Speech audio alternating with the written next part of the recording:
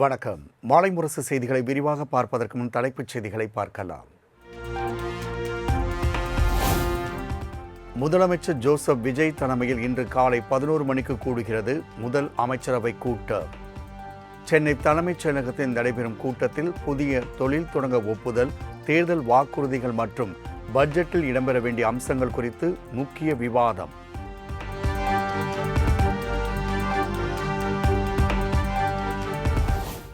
$18,600 கோடி ரூபாயில் 3 திட்டங்கள் மேற்கொள்வதற்கு முதலமைச்சர் முன்னிலையில் புரிந்துணர்வு ஒப்பந்தம்.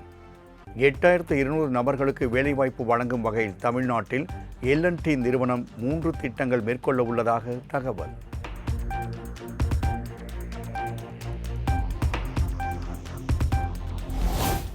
முதலமைச்சர் விஜய் கோட் ஷூட் அணிவது பிரச்சனை இல்லை, கோட்டை விடுவதுதான் பிரச்சனை. நீங்கள் அளித்த வாக்குறுதிகளை நிறைவேற்றும் வரை விடமாட்டோம் என எதிர்க்கட்சித் தலைவர் உதயநிதி ஸ்டாலின் பேச்சு. அவர் கோட்டு சூட்டு போடுறாருல, அதை நாம கிண்டல் பண்ணிட்டோமா? நாம யாரும் அதை பத்தி எந்த விமர்சனமும் செய்யவே இல்லை. அவர் கோட்டு சூட்டு அவர் போட்டுக்கிறாரு. அதுக்கு ஒரு புதுசா ஒரு விளக்கம் கொடுத்திருக்கிறாரு. அவர் கருப்பு கோட்டு போட்டுக்கிறது பெரியாருடைய கொள்கையா? இதை விட ஒரு மோசமான உருட்டை யாராவது உருட்ட முடியுமா? நீங்க கோட்டு சூட்டு போடுறதுல எங்களுக்கு பிரச்சனையே கிடையாது. ஆனா எல்லாத்துலயும் இன்னைக்கு கோட்டை விட்டுட்டு இருக்கீங்க. அதைத்தான் நாங்க சுட்டி காட்டிட்டு இருக்கோம்.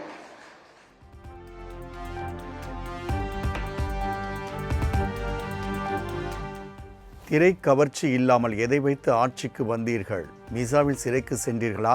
மத்திய பாஜக அரசுக்கு எதிராக குரல் கொடுத்தீர்களா? நல்லா வருது என்ற முதலமைச்சர் விஜயின் பேச்சுக்கு எதிர்க்கட்சி தலைவர் உதயநிதி கேள்வி. கோவம் வருது அவருக்கு. கவர்ச்சியால தான் ஆட்சிக்கு வந்தீங்கன்னு என்ன பார்த்து சொல்றாங்க அப்படின்னு முதலமைச்சருக்கு, சிஎம் சாருக்கு கோவம் வருது. சரி, கவர்ச்சியை ஜெயிக்காம நீங்க எதை வச்சு ஜெயிச்சீங்க சொல்லுங்க பாப்போம். ஏதாவது ஒரு 2 காரணம் சொல்லுங்க பாப்போம். கலைஞர் மாதிரி இந்திய எதிர்ப்பு போராட்டத்தில் கைது பண்ணி போராட்டம் பண்ணி ஜெயிலுக்கு போயிட்டு வந்தீங்களா? சரி, எங்க தலைவர் மாதிரி மிசா கொடுமையில 1 வருஷம் உள்ள இருந்து வந்தீங்களா? கட்சி ஆரம்பிச்சே 2 வருஷம் தான் ஆகுது.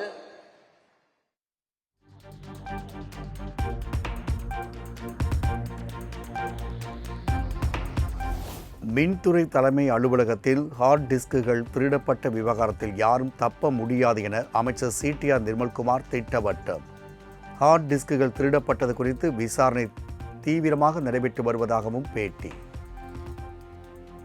எதனால் திருடப்பட்டுச்சு, அந்த இன்டென்ஷன் என்ன, யார் யார் திருடினாலும் முழுமையான விசாரணை காவல்துறை முடக்கி விட்டுலாம். நிறைய பேர் வேற ஒரு ஊர்களில் போய் அரெஸ்ட் பண்ணிட்டு வந்திருக்காங்க. விசாரணை முடிந்த பிறகு அதை பற்றி தெளிவாக சொன்னால்தான் உசிதமாக. டாக்குமெண்ட் கண்டிப்பாக திருடப்பட்டது, அதில் நிறைய ஹார்ட் டிஸ்கள் காணும். அது அனைத்தும் கணக்கிடும் பணிகள் நடந்துட்டு. ஏற்கனவே டிரான்ஸ்ஃபர் ஊழல் சம்மந்தப்பட்ட அனைத்து விஷயங்களும் நம்ம ஆல்ரெடி ஹேண்ட் ஓவர் பண்ணிட்டோம். தேவையான டாக்குமெண்ட்ஸு, தேவையான விஷயங்கள் அனைத்தும் சிபிஐக்கு ஹேண்ட் ஓவர் பண்ண விட்டுச்சு. கண்டிப்பாக எந்த இடத்துலையும் யாரும் தப்பிக்க முடியாது. ஒரு சில ஹார்ட் டிஸ்க் எடுத்துகிட்டு அவங்க தப்பிக்கலாம் நினைக்கிறாங்க. அதோடைய டேட்டா கண்டிப்பாக நமக்கு டிஜிட்டல் ஃபார்மேட்டில் இல்லாமல் மேனுவல் ஃபார்மேட் இருக்கும்.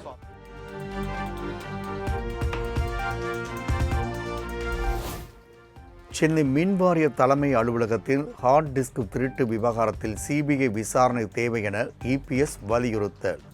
தூய சக்தி என்று சொல்லிக்கொள்ளும் புதிய ஆட்சியில் டெண்டர் தரவுகள் மாயமானதை எப்படி புரிந்து கொள்வது எனவும் கேள்வி.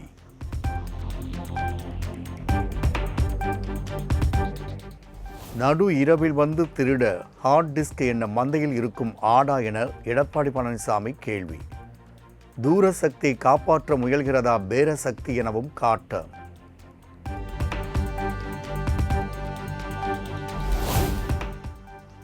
யாரையும் காப்பாற்றும் நோக்கம் இல்லை, யார் தவறு செய்திருந்தாலும் நடவடிக்கை உறுதி. எடப்பாடி பழனிசாமிக்கு அமைச்சர் CTR நிர்மல்குமார் பதிலடி. முடியட்டும், யாரையும் காப்பாற்றுறாங்கல்ல, கண்டிப்பாக யார் குற்றம் செஞ்சதெல்லாம் தண்டனை கிடைக்கப்படும். இதில் யார் எதையும் மறைக்க முடியாது. எல்லா டேட்டாவும் கண்டிப்பாக மாற்று ஒரு இடத்துல ஹார்ட் காப்பியாக இருக்கிறதுக்கான வழிகள் இருக்குன்னு சொல்லியிருக்காங்க. ஸோ அதெல்லாம் ரெக்கவர் பண்ணுற வேலைகள் நடந்துட்டுருக்கு.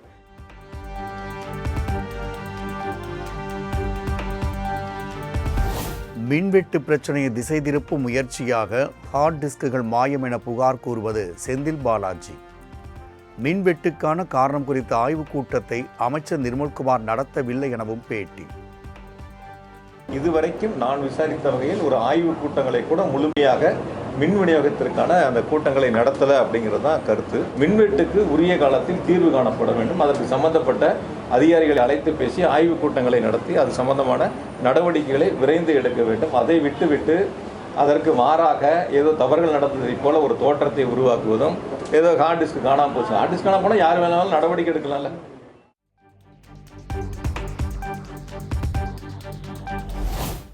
டிரான்ஸ்பார்மர் கொள்முதலில் முறைகேடு நடக்கவில்லை என்றால் சிபிஐ விசாரணை நடந்து வருவது ஏன்? திமுக முன்னாள் அமைச்சர் செந்தில் பாலாஜிக்கு அமைச்சர் நிர்மல்குமார் சரமாரி கேள்வி. சார், மின்வெட்டு பிரச்சனைக்கு தீர்வு காணாமல் ஹார்ட் டிஸ்க் வச்சு திசை திருப்ப பார்க்குறாங்கன்னு சொல்லிட்டு முன்னாள் அமைச்சர் செந்தில் பாலாஜி. யார்? நம்ம உத்தமர் செந்தில் பாலாஜி. அவர் என்ன வேணாலும் பேசலாம். அதாவது இந்த டிபார்ட்மெண்ட்டில் என்ன நடந்திருக்குன்னு நம்ம வந்து எல்லாம் பார்த்துட்டே தான் இருக்கோம். சரியா? செந்தில் பாலாஜி வந்த பிறகு இந்த டிபார்ட்மெண்ட் என்ன ஆச்சுன்னு தெரியும். டெண்டரில் வந்து என்ன இருக்குது, போர்டு தான் அப்ரூவ் பண்ணுச்சுன்னு. அப்புறம் எதுக்கு சிபிஐ விசாரணை வந்துச்சு?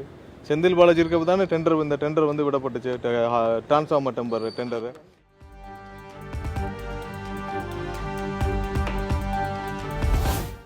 கட்டுமான பணிகள் குறித்த டெண்டர்களில் கமிஷன் இல்லாத வெளிப்படைத்தன்மை. பொதுப்பணித்துறை ஒப்பந்ததாரருடன் கலந்தாய்வு கூட்டத்தில் அமைச்சர் ஆதவ் அர்ஜுனா உறுதி.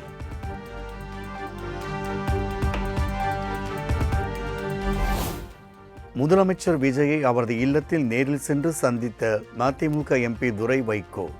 திருச்சி மக்களவை தொகுதி வளர்ச்சி, விவசாயிகள் நலன் தொடர்பாக கோரிக்கை மனு அளித்ததாக தகவல்.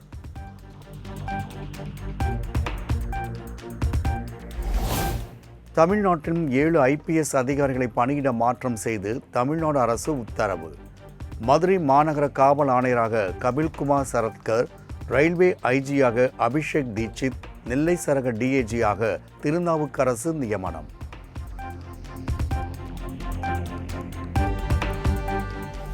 எழுநூற்று டாஸ்மாக் கடைகளை மூட முதலமைச்சர் விஜய் உத்தரவிட்ட நிலையில் மூடப்பட்ட கடைகளின் முழு விவரங்கள் இன்று வெளியாக உள்ளதாக தகவல். கல்வி நிலையங்கள், வழிபாட்டு தலங்கள் மற்றும் பேருந்து நிலையங்களுக்கு அருகே உள்ள டாஸ்மாக் கடைகளை மூட உத்தரவிட்ட நிலையில் நடவடிக்கை.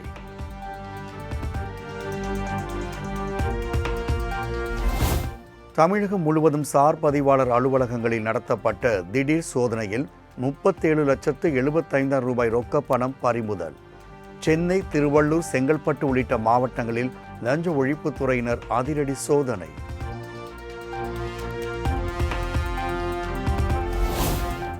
திருப்பரங்குன்றம் தீபத்தூண் விவகாரத்தில் மக்களின் உணர்வுக்கு மதிப்பளியுங்கள். சாதாரண விஷயத்தை சிக்கலாக்க வேண்டாம் என முந்தைய அரசிடம் கூறியுள்ளதாகவும் தற்போதைய அரசின் நிலைப்பாடு குறித்து பதில் அளிக்கவும் உயர்நீதிமன்ற மதுரை கிளை உத்தரவு.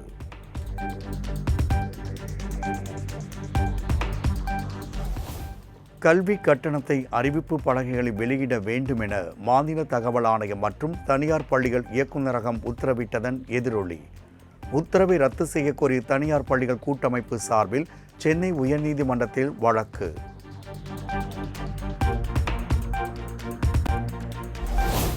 காவிரியின் குறுக்கே மேகதாதுவில் அணை கட்ட மத்திய அரசின் அனுமதி மட்டுமே போதுமானது, தமிழ்நாடு அரசின் அனுமதி தேவையில்லாத ஒன்று.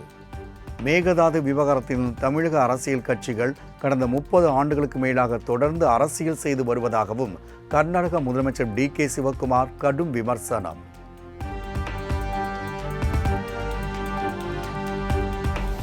மேகதாது விவகாரத்தில் நீதிமன்ற வழிகாட்டுதல் படிதான் செயல்படுகிறோம்.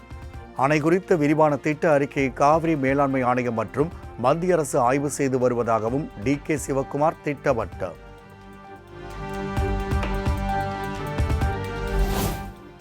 மேகதாது அணை விவகாரத்தில் அரசியல் ரீதியாக இல்லாமல் தமிழக அரசு சட்டப்பூர்வமாக நடவடிக்கை எடுக்கும். இந்த விவகாரத்தில் கர்நாடக முதல்வர் வேண்டுமென்றே அரசியல் செய்வதாகவும் அமைச்சர் CTR நிர்மல்குமார் விமர்சனம். இல்லை, மாநிலங்களில் நீங்கள் அரசியல் ரீதியாக டீல் பண்ணவே தேவையில்லை. நம்ம சட்டப்பூர்வமாக ஏற்கனவே போகணும். இந்த அரசியல் ரீதியாக டீல் பண்ணுறதெல்லாம் வந்து அதெல்லாம் வந்து இன்றைக்கி ஒரு உறுதியான ஒரு தீர்வை கொடுக்காது. ஸோ நம்ம இதில் சட்டப்பூர்வமான தீர்வை தான் கொண்டு போகணும். தேவைன்னா அரசியல் தீர்வுகள் நம்ம வந்து டெம்பரரி சொல்யூஷனில் அதில் கொண்டு வர முடியாது. இது என்ன ஏற்கனவே அப்படி தான் வந்து நம்ம எல்லாத்தையும் விட்டு விட்டோம். நம்ம வந்து சட்டப்பூர்வமான தீர்வுகள் தான் நமக்கு தேவையே தவிர அரசியல் தீர்வுகள் ஒரு நாள் டெம்பரரி திறந்து விட்றதுக்குலாம் இங்கே தேவையில்லை. அரசியல் ஒரு நிரந்தர தீர்வு, சட்டப்பூர்வமான நமக்கு தீர்வுகள் தேவை.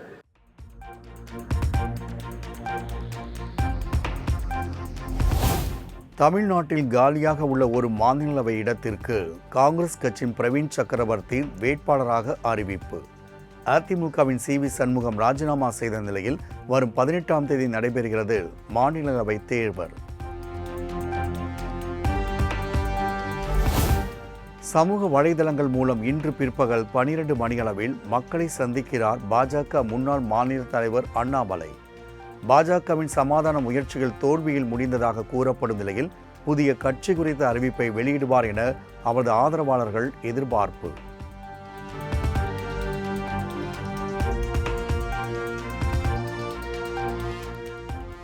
பாஜக பெண் நிர்வாகி அலிசா அப்துல்லா குறித்து அவதூறாக பேசிய விவகாரம். திருச்சி சூர்யாவை சென்னை சைதாப்பேட்டை கிளை சிறையில் ஜூன் 18 வரை நீதிமன்ற காவலில் வைக்க உத்தரவு.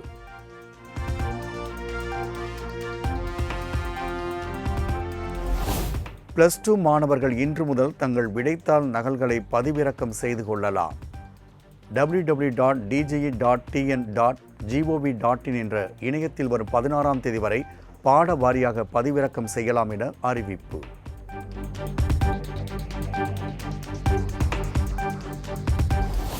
நெல்லை, தென்காசி, தேனி, திண்டுக்கல், திருப்பூர், விருதுநகர் உள்ளிட்ட 23 மாவட்டங்களில் இன்று கனமழைக்கு வாய்ப்பு. குமரி, நீலகிரி, கோவையில் மிக கனமழை பெய்யும் என்றும் வானிலை ஆய்வு மையம் தகவல்.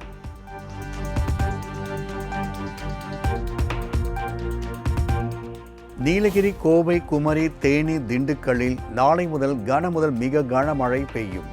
தென்காசி, நெல்லை, ஈரோடு, சேலம், தருமபுரி, மதுரை உள்ளிட்ட 12 மாவட்டங்களில் இடி மின்னலுடன் கூடிய கனமழை பெய்யும் என்றும் வானிலை ஆய்வு மையம் கணிப்பு.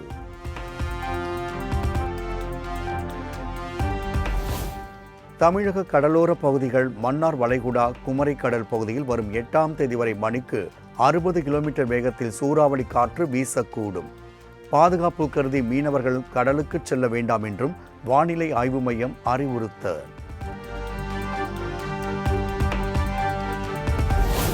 தமிழ்நாட்டில் சென்னை, மீனம்பாக்கம், வேலூர், கடலூர், திருத்தணி உள்ளிட்ட 12 இடங்களில் சதமடித்த வெயில். அதிகபட்சமாக சென்னை மீனம்பாக்கத்தில் 105 டிகிரி ஃபாரன்ஹீட் வெப்பம் பதிவானதால் வீட்டிலேயே முடங்கிய மக்கள்.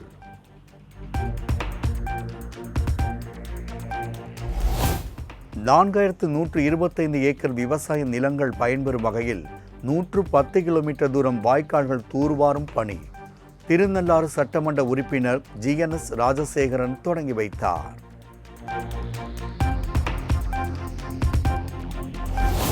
உலக சுற்றுச்சூழல் தினத்தை ஒட்டி பிரதமர் நரேந்திர மோடி இன்று குஜராத் பயணம். எரிசக்தி மற்றும் பெட்ரோ கெமிக்கல் துறையில் சுமார் 4,950 கோடி ரூபாய் மதிப்பிலான திட்டங்களை தொடக்கி வைக்கிறார்.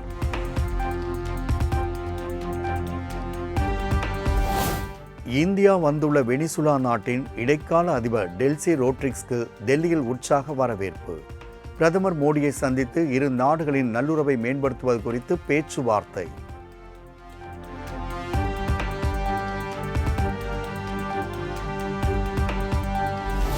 இந்தியாவுக்கு கச்சா எண்ணெய் வழங்கும் நாடுகளில் இந்த மாதம் 3வது பெரிய விநியோகஸ்தராக மாறியது வெனிசுலா. தொடர்ந்து கச்சா எண்ணெய் வழங்குவது குறித்து வெனிசுலாவுடன் பேச்சுவார்த்தை நடைபெற்று வருவதாக மத்திய வெளியுறவுத்துறை அமைச்சகம் தகவல்.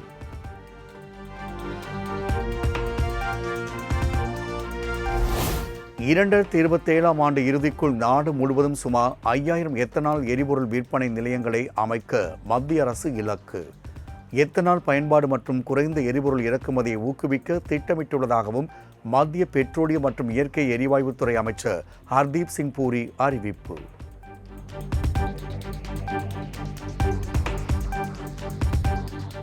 மாநிலங்களவை தேர்தலுக்காக கர்நாடகாவில் இருந்து காங்கிரஸ் கட்சித் தலைவர் மல்லிகார்ஜுன கார்கே தேர்வு. பவன் கெரா, மன்சூர் அலிகான் உள்ளிட்டோரும் கர்நாடகாவில் இருந்து தேர்வு.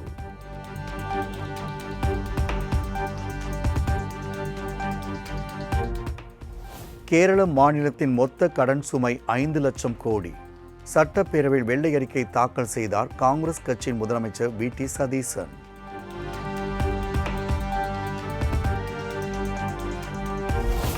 ரஷ்யாவின் மிகவும் நம்பகமான கூட்டாளியான இந்தியாவுடன் நல்லுறவு தொடரும். கச்சா எண்ணெய் உள்ளிட்ட விஷயங்களில் இந்தியாவுக்கு அமெரிக்கா தொடர்ந்து அழுத்தம் கொடுத்து வருவதாகவும் அதிபர் புட்டின் பேச்சு.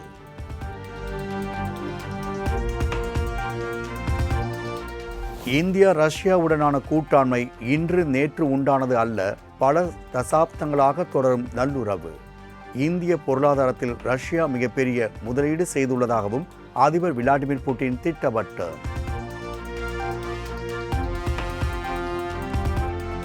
குவைத் விமான நிலைய தாக்குதலில் உயிரிழந்த இந்தியரின் உடல் இன்று இந்தியா வந்தடையும். படுகாயம் அடைந்த இந்தியர்களுக்கு உரிய சிகிச்சை அளிக்கப்பட்டு வருவதாகவும் வளைகுடா நாடுகளுக்கான வெளியுறவுத்துறை கூடுதல் செயலாளர் அசிமார் மகாஜன் தகவல்.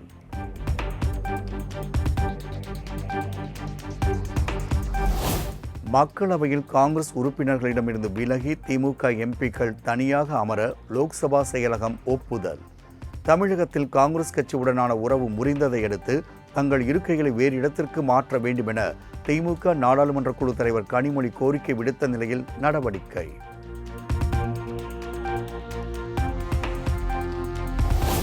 நாடு முழுவதும் உள்ள நீதிமன்றங்களில் ஏஐ எனப்படும் நுண்ணறிவை பயன்படுத்துவது குறித்து வரைவு விதிகளை வெளியிட்டது உச்சநீதிமன்றம்.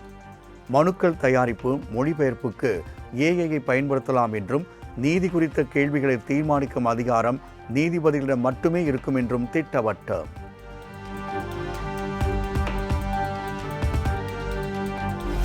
அறிவியல் மற்றும் பொருளாதார ரீதியில் உலகிற்கே முன்னோடியாக திகழ்கிறது இந்தியா.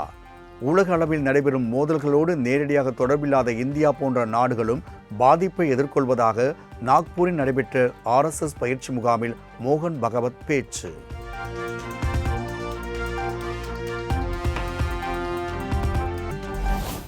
இந்தியா வங்கதேசம் இடையே வரும் 8ஆம் தேதி 57வது எல்லை காவல் மாநாடு. டெல்லியில் நடைபெறும் 4 நாள் மாநாட்டில் சட்டவிரோத அத்துமீறல், பாதுகாப்பு வேலி அமைப்பு, எல்லை கட்டமைப்பு உள்ளிட்ட விஷயங்கள் குறித்து முக்கிய விவாதம்.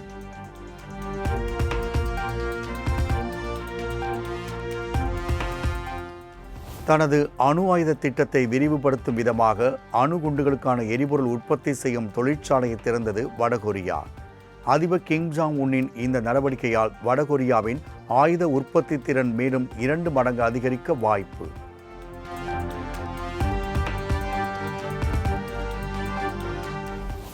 நேரடி பேச்சுவார்த்தையின் மூலம் முழுமையான போர் நிறுத்தத்திற்கு யுக்ரைன் தயார். பேச்சுவார்த்தை முடியும் வரை போர் வேண்டாம் என்றும் ரஷ்ய அதிபர் விளாடிமிர் புட்டினுக்கு ஜெலன்ஸ்கி திடீர் கடிதம்.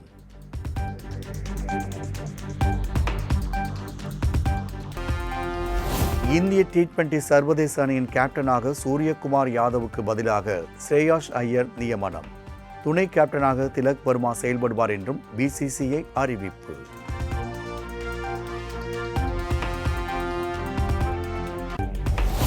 ஆஸ்திரேலியாவுக்கு எதிரான ஒருநாள் தொடரை 2-1 என்ற கணக்கில் கைப்பற்றியது பாகிஸ்தான். முதல் 2 போட்டிகளிலும் இரு அணிகளும் தலா 1 வென்ற நிலையில் லாகூரில் நடைபெற்ற இறுதிப் போட்டியின் 4 விக்கெட்டுகள் வித்தியாசத்தில் வெற்றி பெற்றது பாகிஸ்தான்.